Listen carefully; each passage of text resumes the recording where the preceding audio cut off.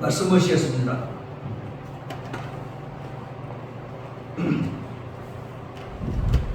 베드로전서 4장 12절부터 19절.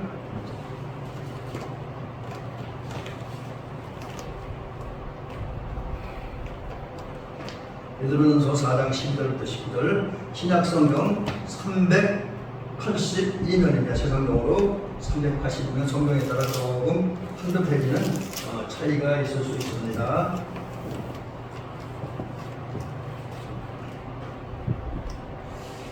예, 공독을 합니다. 사랑하는 자들아, 너희를 연단하려고는 불시험을 이상한 일 당하는 것 같이 이상히 여기지 말라.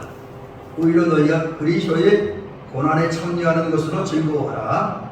이는 그의 영광을 나타내실 때에 너희로 즐거워하고 기뻐하게 하려 함이라.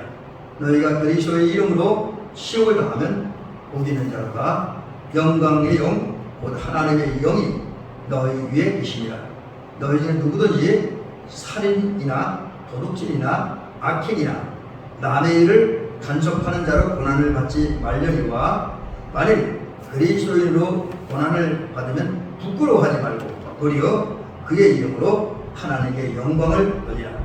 하나님의 집에서 심판을 시작할 때가 되었나니, 만일 우리에게 먼저 하면 하나님의 복음을 순종하지 아니하는 자들이 그 마지막은 어떠하며, 또 의인이 겨우 구원을 받으면 경건하지 아니하는 자와 죄인은 어디에서리요. 그러므로 하나님의 뜻대로 고난을 받는 자들은 또한 선을 행하는 가운데에 그 영혼을 이끄신 창조주께 의탁할지어다. 아멘. 라는 것을 합니다. 그래서 오늘은 여기 오늘 본문에 중요한 단어가 몇 개 등장합니다. 연단, 또 시험, 고난, 이런 단어가 등장을 하는 얘기죠.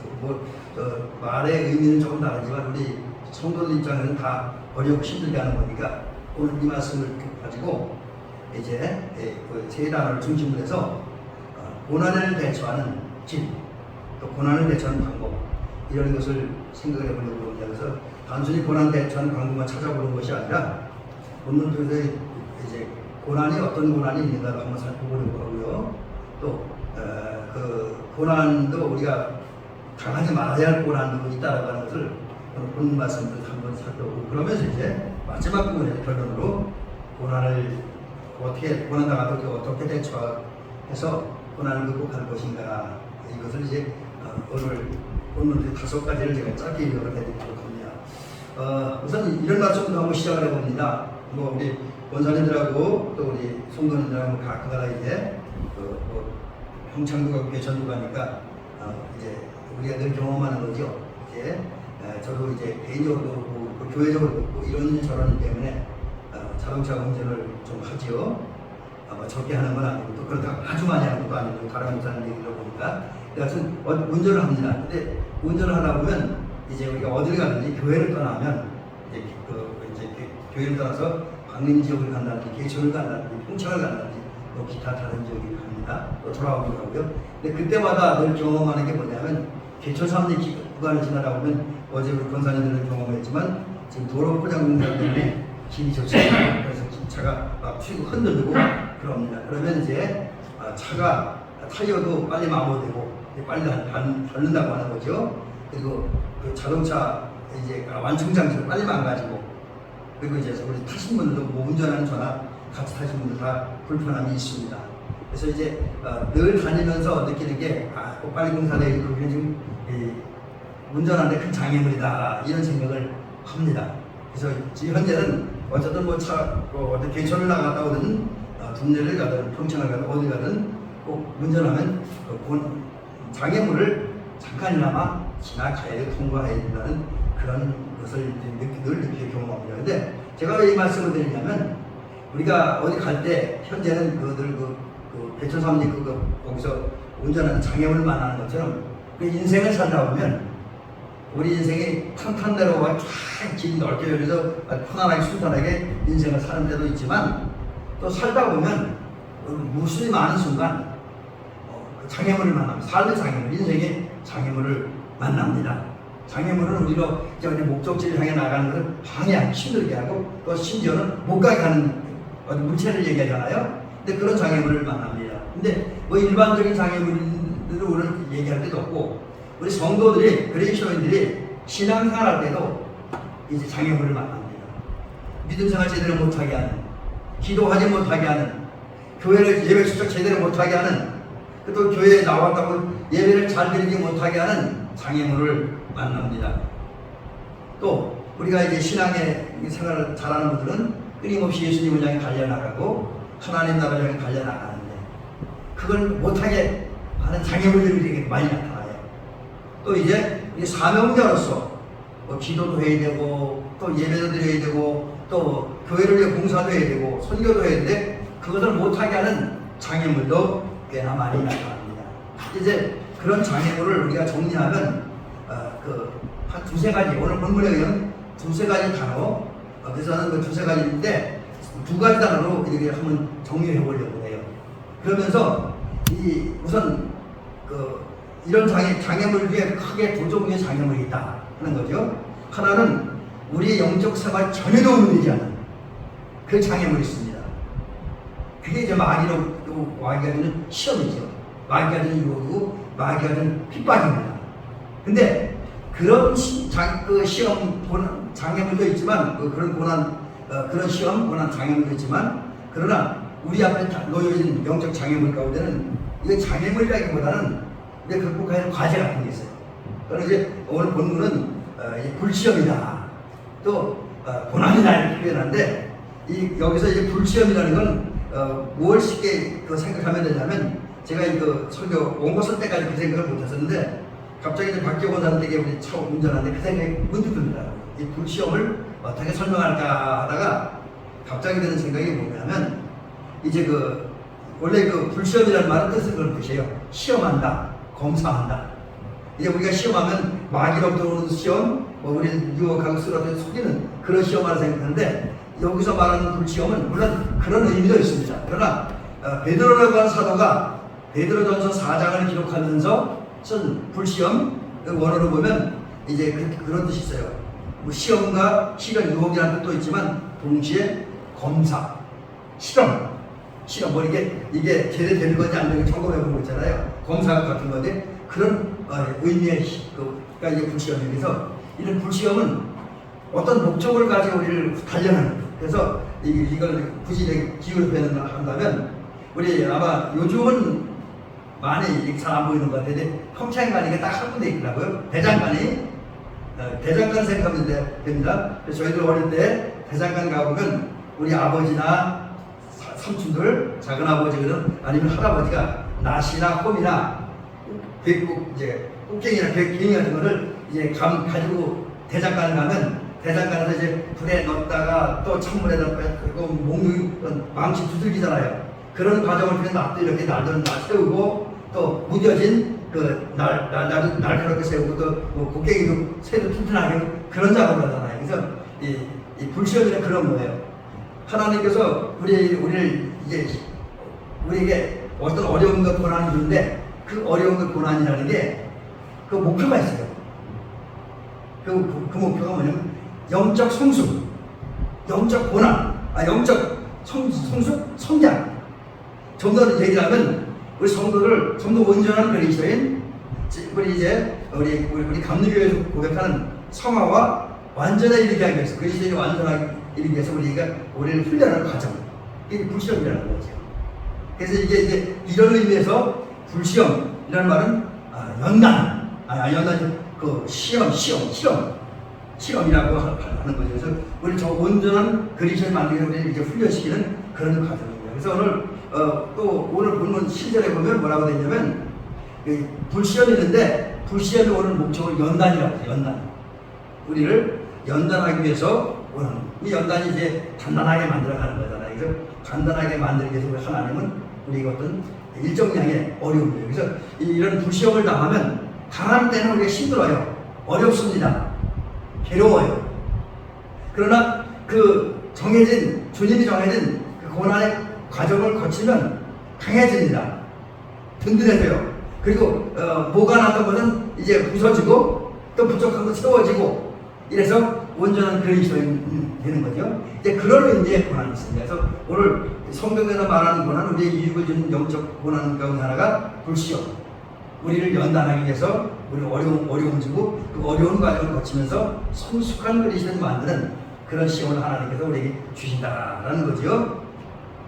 그 다음에 또 하나는 이제 이건 뭐 단어, 오늘 본문에는 단어들은 여러 가지 단어로 표현되는데 그러나 뜻은 같습니다. 여기 보면 고난이라고 하는 말을 표현할 때 뭐라고 표현하면 13절에서는 그리스도의 고난 이렇게 표현하고 있고요. 그 다음에 14절에서는 그리스도의 이름으로 치욕을 당하며, 그래서 그리스도 이름으로 치욕당하는 거. 그 다음에 이제 16절인가 여기 보니까 16절이네요. 그리스도인으로, 이건 이제 그리스도 이름인데 이게 뭐냐 얘기냐면 여기서 지금 말하는 고난은 영적 유익을 주는 고난입니다. 그 고난이 어떤 건 그리스도의 이름으로, 이제 그러니까 이거는 한마디로 보면 그리스도를 위해 위한 고난이에요. 우리가 예수님을 살다가, 예수님을 일하다가, 예수님을 헌신하다가 당하는 고난을 말하는 거예요. 여러분, 우리가 실제 주의 일 하다 보면 많은 어려움이 따르잖아요. 힘듦이 따르잖아요. 어려움이 따릅니다. 이제 그래서 그것을 본문에는 그리스도의 고난, 그리스도 이름으로 당하는 고난, 또 그리스도 때문에 당하는 고난, 뭐 이런 의미가 있고요. 그 다음에 이제 그리스도의 고난 당한다 이랬는데, 그리스도인의 고난은 뭐냐면 내가 믿음을 지키다가, 예수 믿음을 지키다가 당하는 거예요. 주님을 살아가다가 당하는 고난, 주님 말씀을 순종하다가 당하는 고난. 중시할 목사님 같이 일제가 신사참배를 강요하는데 신사참배 안 하다가 엄청난 고난을 당하고 그리고 마지막에 순교하잖아요. 언제 기회가 있으면 우리 순교라고 하는 영화를 한번 봤으면 좋겠는데, 거기에 보면 김희철 목사님이 당신도 일제 신사참배 강요를 그 인간적인 의지와 힘으로는 감당할 자신이 없습니다. 그래서 산에 가서 깊이 기도합니다. 그리고 은혜 받은 다음에 이제 그것을 여러 가지 고난과 어려움을 당해서 매를 맞아가면서 각종 고문을 당하면서 이제 견뎌내잖아요. 그러다가 마지막에는 못 박힌 그 팔을 걸어가서 발이 못이 찔리고 그러면서 피를 흘리면서 걸어가고 마지막에 순교합니다. 이제 그런 거, 내 믿음을 지키기 위해서, 내 영적 절개를 지키기 위해서, 하나님의 말씀을 순종하기 위해서 사명을 위해 살다가 당하는 고난, 이게 그리스도의 고난이죠. 이런 고난은 우리 영적 유익을 주는 고난이다라는 것이죠. 자, 그러면 이제 오늘 지금 이제 우리가 말씀을 선포할 때 오늘은 그 말씀을 이제 본문 순서대로 가지는 않고 조금 이제 주제에 따라서 좀 이제 순서를 바꿔서 제가 오늘 말씀을 드리려고 합니다. 어쨌든 우리는 일부러 고난당할 필요는 없습니다. 내가 고난당하는 데서 어떤 일을 일부러 할 필요는 없어요. 그러나 우리가 적어도 세상에서 그리스도를 살다 보면, 주님을 위해 살다 보면, 그리스도 이름 때문에, 주님 때문에, 아니면 나이가 그리스도인답게 사는 과정 속에서 우리는 어려움과 고난당하는 걸 피할 수는 없습니다. 왜? 에베소서 1장에 있는 말씀과 같이 지금 세상 권세, 공중 권세를 누가 갖고 있습니까? 어둠의 마귀가 갖고 있잖아요. 물론 하나님의 역사도 나타나지만 마귀가 지금 세상을 지배하고 있다는 가언해야죠. 요즘은 지금 현대는 더더욱 그렇습니다. 그래서 심지어 우리 기독교 국가였던 나라들조차도 요즘 이상한 반기독교적인 사상과 문화들이 많이 들어와서 교회가 약해져가는 그런 모습들을 많이 봅니다. 이제 그게 뭐냐면 오늘 세상이 육신적이고 불신앙적이고 세속화된 세상, 또 그것을 이끌어가는 게 어둠의 영이기 때문에 성도는 그런 세상에 살다 보면, 믿음을 지키려다 보면, 말씀대로 살다 보면, 또 주님을 마음을 다하고 뜻을 다하고 손금을 다하고 힘을 다해 목숨을 다해 살아가다 보면 우리는 결국 세상으로부터, 마귀로부터 오는 고난을 당할 수밖에 없고요. 또 우리 신앙적인 주님 이름 지키다가 고난을 당할 수밖에 없다라는 거죠. 그런데 이 고난을 일부러 당할 필요는 없지만 믿음을 지키다가, 주님을 위해 살다가, 또 주님께서 우리 영적 성장을 위해서, 성숙을 위해서 훈련시키기 위한 고난을 주신다고 한다면 우리 기꺼이 이겨내야 됩니다. 이겨내야 돼요. 자, 그러면 우리가 이기기 위해서는 어떻게 해야 되냐라는 거죠. 자, 이제 그러면 오늘 몇 가지 우리 살펴보는데, 우선 제일 먼저 할 얘기가 그 본문 가운데 자 이제 뭐냐면 고난 당할 때 여기 오늘 본문에 보니까 고난의 의미와 가치 결과를 먼저 볼 수 있습니다. 그래서 오늘 여기 14절에 보니까 그런 얘기가 있어요. 고난 당하는 결과가 뭐냐?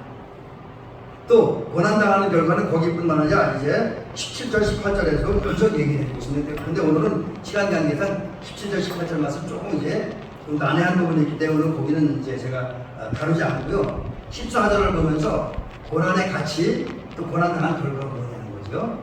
여기 보면 그리스도의 이름으로 시험을 당하는 곧 예수님 때문에 수치와 모욕과 조롱과 비난을 당하면 복이 돼요. 이 복이라는 게 뭐냐면 현세의 복도 포함되고 내세의 복도 포함이 됩니다. 하나님 주신 복이에요. 그래서 이 복이라는 말을 보니까 그런 의미가 있어요. 하나님 얘기에서 오는 행복.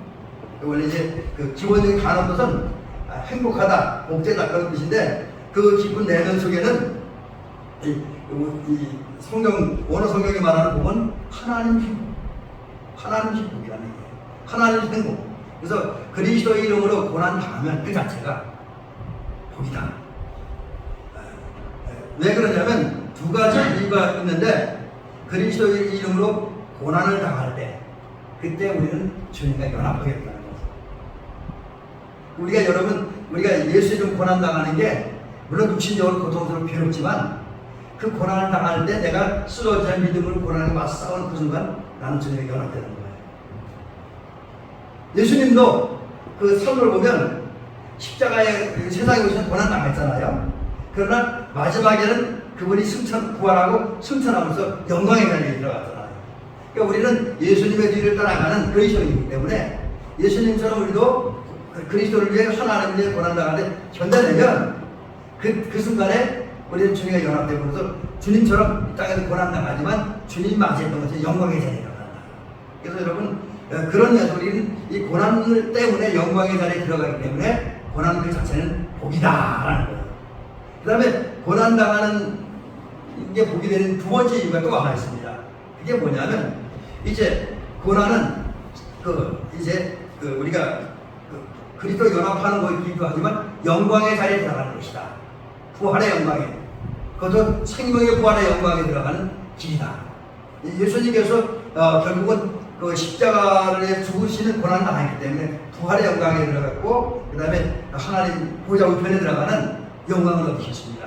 따라서 우리가 주님처럼 하나님을 위해서 주님을 위해서 강한 고난을 이겨내기만 하면 그 맞서 고난을 싸우기만 하면 그 결과에 대해서 우리 특별한 의무는 없지만 우리는 주님처럼 영광의 자리에 들어가겠다. 그러면서 고난은 복이 있는 자라. 고난 당하는 게 복이라는 거죠. 그래서 여러분 우리가 그런 면에서 생각할 때 고난 당할 때 그냥 무조건 좌절하고 실망하고 낙심할 필요는 없습니다. 왜? 오늘 성경이 오늘 성경뿐만 아니라 예수님도 고난 당하는 자, 의인이 핍박받는 자, 복이 나니 기뻐하고 즐거워라고 말씀하셨습니다. 자, 그런 면에서 본다면 우리가 고난 당할 때 너무 낙심할 필요는 없다. 복이라는 사실 가지고 희망을 가지고 살아야 된다라는 이야기입니다. 자, 그 다음에 이제 오늘 고난에 대한 이제 두 번째 부분, 세 번째 부분 되는데 15절 말씀을 드리려고 합니다.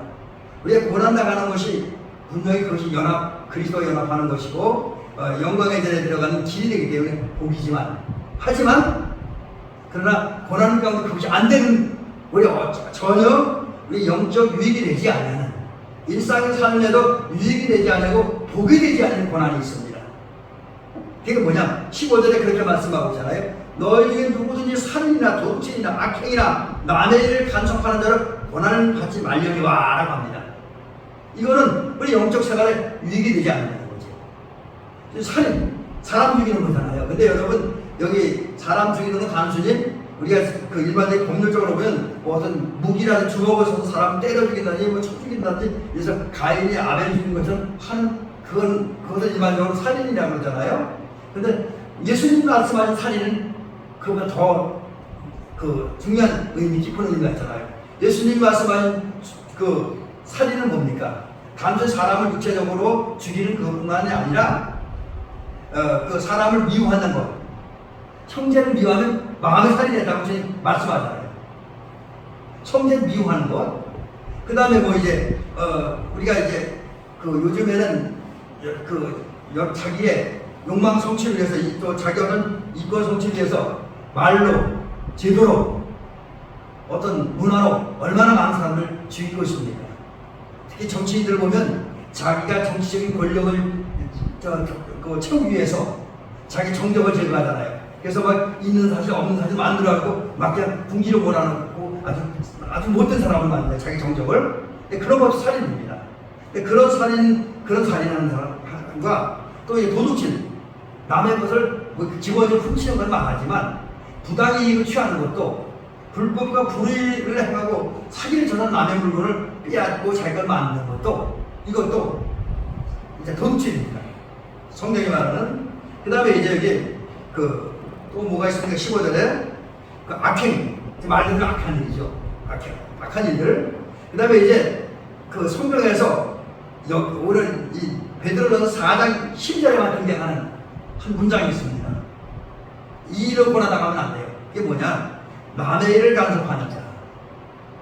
사실 이게 이제 우리가 실수하기 쉬운 게 어떤 분야에서 좀 실력이 있고 좀 이제 어떤 지위를 차지하고 어떤 능력이 있는 사람들은 그렇지 못한 사람들이 자꾸 간섭해요.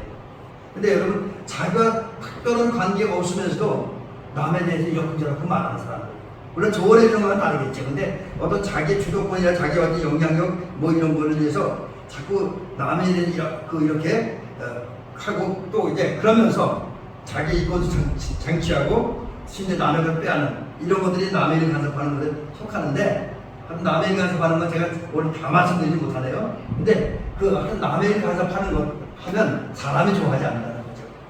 그래서 결국 그것 때문에 고난당한데, 그런 이 네 가지 의미의 고난은 우리 영적 생활이나 일상생활에 전혀 도움이 되지 못한다 라고 성경은 오늘 우리에게 가르쳐주고 있습니다. 베드로 사도를 통해 주님 말씀하고 있고요. 그렇다고 한다면 우리가 이제 우리 권사님들이하고 워낙 착한 분들이니까 예수 믿는 분들이니까 살인이나 도둑질이나 악행은 하지 않겠죠. 그러나 이제 우리는 다른 사람을 조언하는 일을 할 수 있어도 간섭하는 일을 하지 말아야 한다. 그런 것을 오늘 본문을 통해서 또 깨닫게 되어집니다. 자, 이제 마지막 부분은 이런 얘기를 한번 드리면서 오늘 말씀을 정리하려고 합니다. 이제 우리가 주님을 위해 예수님 때문에 우리 그리스도인답게 살다 보면 고난을 당하는데, 이러한 고난에 어떻게 우리가 대처해야 될 것인가 하는 얘기를 좀 살펴보려고 합니다. 자, 이제 오늘 본문은 어떻게 분류하느냐에 따라 네 가지를 나눌 수 있는데, 저는 그냥 문장을 따라보면서 5가지로 한번 정리를 해봅니다. 첫째는 12절에 보니까 여기 그렇게 됐어요. 너희를 연단하려고 하는 불시험을 이상한 일 당하는 것 같이 이상히 여기지 말라. 이상히 여기지 말라. 이상히 여기지 말라고 하는 말씀에는 어떤 의미 놀라지 말라. 당황하지 말라. 두려워하지 말라. 그런 뜻이에요.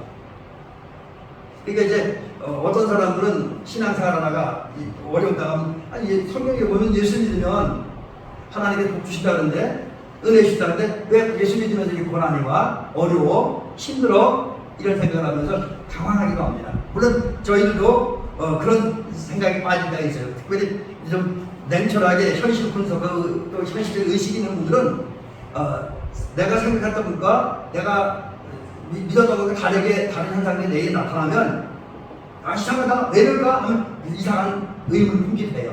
그런데 오늘 주님은 베드로 사도를 통해 우리에게 주신 말씀이 뭐냐?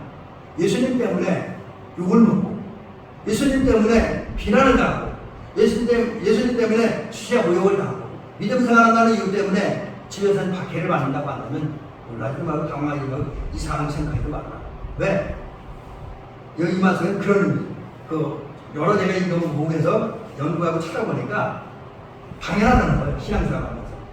이제 그거는 이제 앞부분에 말씀드렸죠. 세상 권세를 악한 마귀 사탄이 잡고 있기 때문에 우리 믿는 자와 믿지 않는 사람 사이에 갈등이 생길 수밖에, 대립이 생길 수밖에 없습니다. 그러다 보니까 성도들이 믿음 생활하다 보면 세상으로부터 또 마귀로부터 또 심지어 어떤 경우는 주님을 더 단단하게 훈련시키려고 하면 우리는 고난당할 수밖에 없다. 그러니까 그런 거 당할 때 우리를 연단하기 위해서 우리 성숙하게 하나님께서 우리에게 고통을 주고 시험 주고 또 세상에 시험한다 하지 이상히 여기지 말라. 지금 정상적인 것이다 이렇게 받아들이라고 주님은 말씀하고 있습니다. 그 다음에 이제 두 번째 보니까 13절에는 뭐라니 너희가 그리스도의 고난에 참여하는 것을 즐거워하라 그랬습니다. 여기 즐거워하라고 하는 기뻐하라고 하는 거예요. 근데 여기서 즐거워하라 기뻐하라고 하는 한 번 즐거워하고 한 번 기뻐하고 하는 것은 끝나는 게 아니에요. 잠깐 하는 게 아닙니다. 여기에서 기뻐하라고 즐거워하는 말 속에는 그 원어석에 보니까 계속 즐거워하라, 항상 즐거워하라, 계속 기뻐하라, 항상 기뻐하라는 거예요. 그래서 이 말에 의하면 그 데살로니가전서 5장 16절에 있는 말씀처럼 항상 기뻐하는 거예요. 우리는 고난 당할 때 어떤 고난 당하고 어떤 어려움을 당해도 우리 항상 기뻐해야 된다. 왜? 그것이 그리스도의 고난에 참여하는 것이기 때문에. 또 또 하나님께서 우리의 고난을 주신 것은 주님께서 영광 중에 나타나요. 대림하실 때에 우리의 기쁨을 주기 위해서 지금 고난을 겪게 하기 알고 있기 때문에 그런 것을 생각하며 소망 가운데 기뻐하라 이렇게 주님 말씀하고 있습니다. 그 다음에 이제 여기 오늘 몇 절이니까 16절에 보니까 고난 당할 때 취할 세 번째 자세가 뭐냐면 고난 당할 때 부끄러워하지 말라. 부끄러워하지 말라. 부끄러워한다는 건 수치스럽게 여긴다, 모욕당한다 이렇게 여기지 말라는 거예요. 자존심 상한다 이렇게 여기지 말라는 거예요. 당당하게 맞서라. 아까 어쩌면 여러분 12절 말씀하고 비슷한 의미가 있습니다. 그리고 우리 하나님께 영광을 돌리라. 네 번째 하나님께 영광을 돌리라. 하나님 찬양하는 거예요. 고난 당할 때, 어려움 당할 때 하나님 찬양하고 하나님 감사하고 하나님을 높이고 하나님 드러내라는 거예요. 왜? 고난 중에 하나님은 나를 도우시니까 그 하나님 믿고 다니엘처럼 그렇게 하라 말씀하고 있습니다. 그 다음에 이제 마지막은 아닌데요. 이제 다섯 번째가 그렇게 되는데 여기 오늘 그 고난 당할 때 우리가 해야 되는 뭐냐 19절에 보니까 선을 행하라. 선을 행하라. 덕스러운 일을 하라. 선한 일을 하라. 마치 선한 사마리아 사람처럼 강금한 이웃을 도와주던 선한 사마리아처럼 바나바처럼 또 다비다처럼 우리 하나님 우리의 주님을 가지고 선을 하는 물질 나누는 것뿐만 아니라 말 한마디라도 얼굴 표정 하나라도 사람들 앞에나 하나님 앞에 선한 일 해라. 고난 당할 때 특별히 고난 당할 때라 고난 중에 고난 당하는 그 순간에 선을 행하라. 그 다음에 마지막 얘기가 뭐냐면 여기 보니까 영혼을 믿으신 창조주께 의탁할지어다. 창조는 누구니까? 하나님이에요. 우리 우주 만물을 창조하신 하나님. 의탁은 맡긴다, 예금한다, 이런 여러 가지 다양한 의미들이 있는데 또 보여드린다, 이런 의미도 있어요. 그래서 우리는 고난당할 때 먼저는 그 보여드린다는 의미와 같이 우리 고난당하고 내가 겪고 있는 상황, 내가 갖고 있는 아픔, 내가 갖고 있는 한계, 이거 주님 다 알려드립니다. 다 고백하는 겁니다. 그리고 이제 그렇게 알려드린다면 하나님께 모든 거 맡기는 거예요. 내 생사와 복을 이 고난 중에 내가 사는 중에 이거 하나님께 다 맡기고 내 인생의 성패를 하나님께 맡기고 내 부유와 가난을 다 하나님께 맡기는 거예요. 맡기는 거예요. 그리고 맡긴다면 오직 주님, 내 관심과 내 모든 것이 주님께 집중하는 거예요. 주님만 바라보는 거. 이게 맡기는 거예요. 근데 주님은 우리의 고난 당할 때, 어려울 당할 때 쓸데없는 생각하지 말고 흔들리지 말고 주님께 내 사정 말씀드리면서 다 내 걸 맡기고 하나님만 바라보라 이렇게 말씀하고 있습니다. 바로 이런 대여섯 가지가 하나님께서 고난당하는 것이 때때로는 마귀에게서 오는 고난일 수도 있고 어떤 경우는 오늘 이제 12절과 13절에서 말씀하는 것처럼 우리를 성숙한 그리스도인이 만들기 위해서 강한 그리스도인이 만들기 위해서 훈련하는 과정에 다가오고 하나님으로 훈련시키는 과정에 다가오는 고난이 있는데 그것이 그 고난이 어떠한 것입니까? 왜 그러냐면 왜 어떤 고난이냐면 사실 우리가 어떤 경우는 분별하는 경우도 있지만 내가 당하는 고난이 이게 어디서 오는지 그 근원을 분별하기 힘든 경우도 많이 있습니다. 사실은 우리 인간의 지혜의 부족이고 한계이죠. 때문에 우리는 고난 어떤 경우를 할지라도 오늘 여기 이제 그 12절부터 시작한 이 6가지 이것을 실천함으로써 우리가 당하는 각가지 고난에 올바르게 되죠. 그 결과 하나님의 도움 가운데 고난을 극복하고 고난을 극복하는 끝나는 것이 아니라 고난을 통해서 우리는 갈고 닦고 다듬어져서 더욱더 멋진 그리스도인, 더 온전한 그리스도인으로 성장하고 성숙한 그런 저와 여러분들이 되고, 또 우리는 그 고난을 잘 극복했고 승리했기에 이제 하나님 앞에 가서는 하나님으로 잘했다 칭찬받고 승리의 면류관, 영광의 면류관을 받아서는 우리 권사님들과 우리 성도님 제가 되시기를 주의 이름으로 축원합니다.